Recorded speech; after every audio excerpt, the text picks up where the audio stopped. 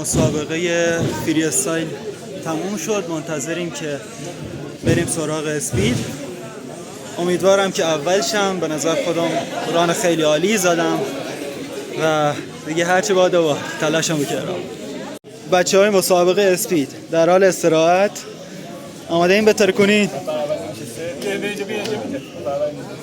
جریان چیه؟ آماده بهتر کنین؟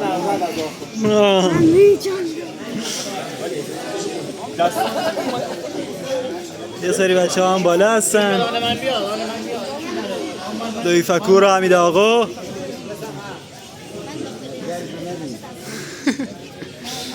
وارم داورا دارن محاسبه میکنن امتیازها رو.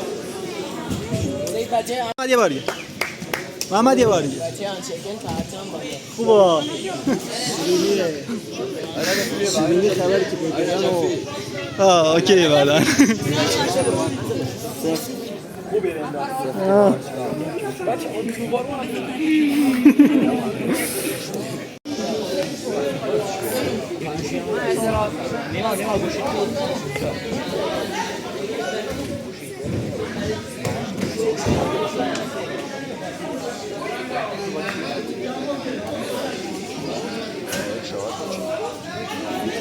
تمرین قبل مسابقه چجوره؟ میتره کنم عالی میتره کنم. میتونی موفق باش.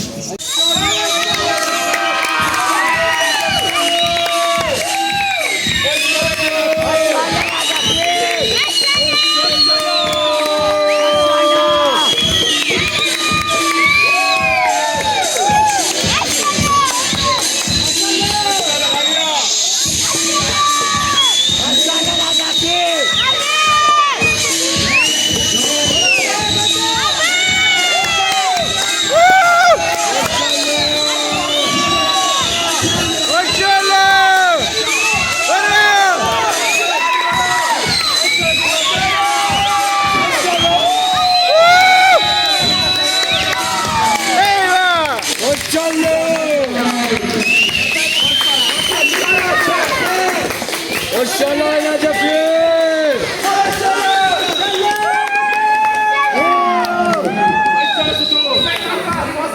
ماشاءالله ماشاءالله عالی